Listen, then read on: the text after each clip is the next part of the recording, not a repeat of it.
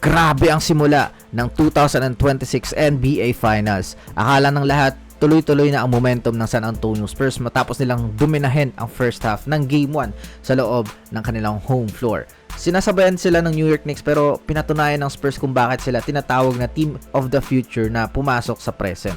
Ginamit nila ang kanilang home court advantage para edikta ang tempo ng laro. Kaya naman pagdating ng halftime, hawak ng Spurs ang 7 puntos na abante, 55-48. Seryosong firepower ang pinakita ng San Antonio habang ang Knicks naman ay tila naghahanap pa ng sagot sa depensa ng kalaban.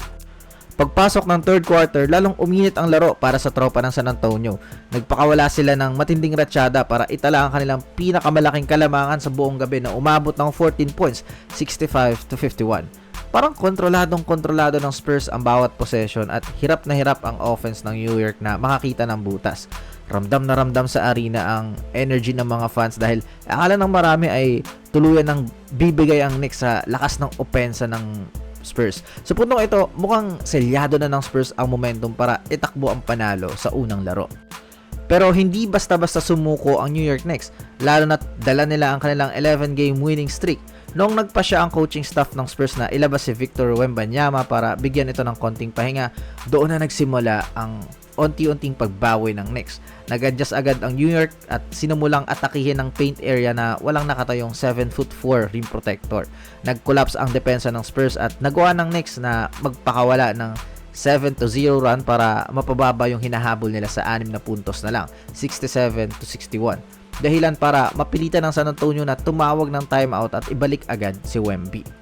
Kahit bumalik ang kanilang star center, hindi napigilan ng Spurs ang momentum ng Knicks na tuluyang naitabla ang score sa 76-all bago matapos ang third quarter. Pagpasok ng final frame, naging isang pukpukan at palitan ng baskets ang laban kung saan walang gustong bumitaw.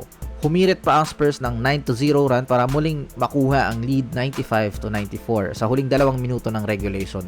Pero sa huli, ipinakita ng New York ang kanilang playoff experience at composure sa clutch time para isara ang laro gamit ang 11 unanswered points kaya ninakaw ng Knicks ang Game 1 sa score na 105-95.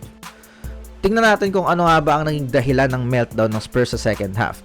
Particular noong third quarter kung saan nawala ang kanilang laro. Malaking factor dito yung biglang pagkawala ng kanilang ball movement na naging susi sa kanilang maagang abante. Nung una, maganda yung ikot ng bola kaya nakakuha sila ng open looks. Pero nung humigpit ang depensa ng Knicks, biglang naglaho ang kanilang assist. Sa katunayan, tinapos ng Knicks ang laro na may +3 advantage sa assist department. Nang nawala ang pasa, napilitan ng mga players ng Spurs na pumersa ng mga tira na hindi naman maganda yung percentage. Isa pang malaking pagkakamali ng Spurs ay yung labis na pag-asa kay Victor Wembanyama sa mga one-on-one plays. Sa halip na patakbuhin nila yung kanilang nakasanayang pick and roll, mas pinili ni Wemby na tumira ng tumira sa labas kung saan meron siyang 9 total 3-point attempts pero 2 lang yung pumasok. Overall, nalipinahan siya sa 6 na conversion lang out of 21 field goal attempts. At bagamat nakakuha siya ng 26 points dahil sa free throws, ginit-git siya ng depensa ng Knicks. Dahil hindi sila naglalaro ng pick and roll para makuha yung madaling look sa ilalim. Naging predictable ang offense ng San Antonio at madaling naitulak si Wemby sa mga pilit na fadeaways at malayong jumpers.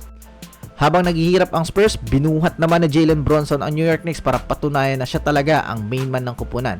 Kahit na nagkaroon ng injury scare sa kanyang kanang tuhod ng first quarter at natapakan pa ang kanyang kaliwang bukong-buko sa second quarter, hindi ito naging hadlang para magpakita ng puso sa loob ng court.